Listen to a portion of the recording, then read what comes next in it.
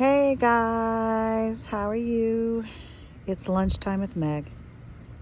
So I'm outside doing my grounding. I have to practice grounding. So why is grounding a real thing?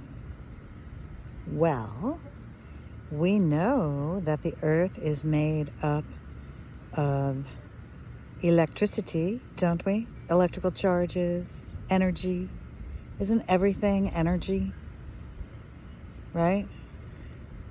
You say, oh, I have no energy. Or, we need energy to power our homes and energy to power our cars. Energy. Anyway, so electrical currents, are in the earth, and our body is made of electricity or has electricity in it. I'm not a physicist. I don't claim to be, so forgive me if I misspeak, but I think you know what I'm talking about. And I myself conduct a lot of electricity. I used to always shock people, or still do. I've actually blown out electronics touching them. It's really crazy. But true story. I mean, I have witnesses to some of them, so. Anyway, I wanted to talk to you about that, how important it is to ground, because of the electrical charge and because our body uses electricity. It's important, like anything else, that we recharge, right? And how do we do that? Through grounding. You even hear about grounding blankets, and there's a guy that does this whole test, and he has, this electricity meter that he goes outside and he puts it on the ground, and he shows the electrical current coming from the ground. Then he goes inside, plugs in the grounding blanket, and he tests that and shows the electrical current coming from the grounding blanket. So it has proven benefits. There's empirical data. You can do your research on that. But I do forget sometimes when, winter comes, especially, to ground. I'm outside. I walk my dog every day. So I am outside every day. I know that some of you are like, well, yeah, of course you are. But you'd be surprised. I have some neighbors that they rarely leave their house. They rarely step out their front door and go outside. So, that's a fact. There are people who don't. Especially in the wintertime. So I feel the need to ground, and I know, it's a message that has come through for me, ground more. And I do feel a lot better when I do ground. I like to garden. I don't really get to do it that often, and the ground here is kind of difficult. And I'm in a condominium association, so, they're really supposed to do it. But I do plant some stuff. But I love getting my hands in the dirt and the soil. I have gardening gloves and everything. And I start off with them, but then eventually I just kind of ditch them. And I don't know, I love playing with the dirt. I do. I probably always did as a child, too. I was kind of a tomboy. I'm a Gemini, so, we're duplicitous, some people, would say, because it is the sign of the twins, so you have characteristics of two people. So that may be it or not, because I'm a tomboy on one end, and then I'm a real girly girl, or sort of like a fancy girl in other aspects. So it all depends. But even in the olden days, these ladies, would walk with their things, but they always spent time out in nature, didn't they? And they got to enjoy art. And boy, I really wish I lived during that time, and I was one of those privileged ladies, I guess. I don't know, I think it would be nice,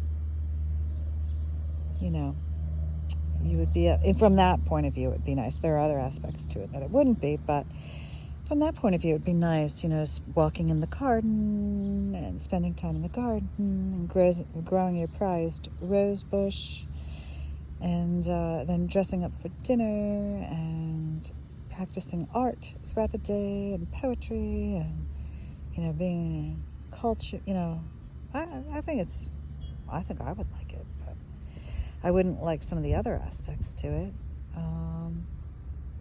But anyway, I'm out here enjoying the day. It's a really great day here in the northeastern United States to be enjoying the weather.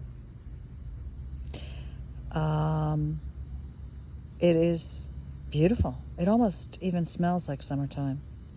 I'm actually laying in the grass right now. See? I'm right here. Where's my hand? Yeah. And all these little petals from my cherry blossom trees fell. They're all over the ground. They're all over. See them? So,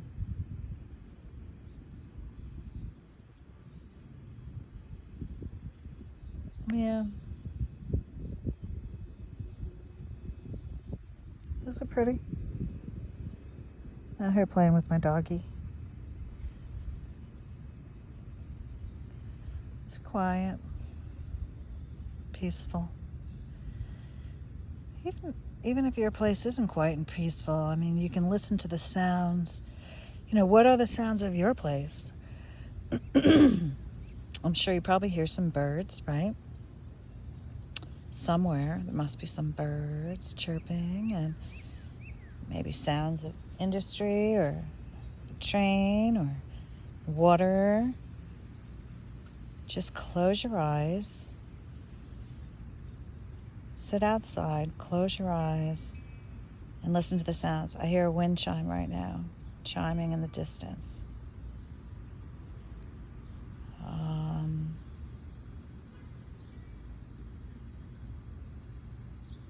I hear some birds chirping. Oh, hear it? Can you hear that? I can hear some cars. I hear a lawnmower. I can hear the wind rustling through the trees. And then eventually try and empty your mind if you can. Just picture like that blue sky, or even stare up the blue sky and just empty your mind as you stare up at that blue sky. Empty your mind. And if thoughts creep in, just keep focusing on that blue sky. But you can close your eyes, and even inside when you're meditating, even when you're not outside. I think you should get outside and do it, but if you're not outside, you can do the same thing. You can light a nice candle. I recommend a white candle. Light a nice candle, close your eyes, and picture a blue sky. You can picture white billowy clouds if you like. Blue sky with white billowy clouds. And that's all you focus on, is that blue sky with the white billowy clouds. And if thoughts come into your mind, you just let them pass you by. And then you bring your focus and your attention back to that blue sky with those white billowy clouds. Do that for as long as you can. It's as long as you feel comfortable. You should get to the point where it feels really good and really comfortable. And then once you're done, write down what thoughts come to mind. Ponder them and take action on any of them. All right, guys? Well, I think that's all that I have to say, and I hope that you have a really great rest of your day. Please like and share, or like and subscribe and comment. If you can, I would really appreciate it. And I really hope you have a great day. Bye. Take care. Peace out.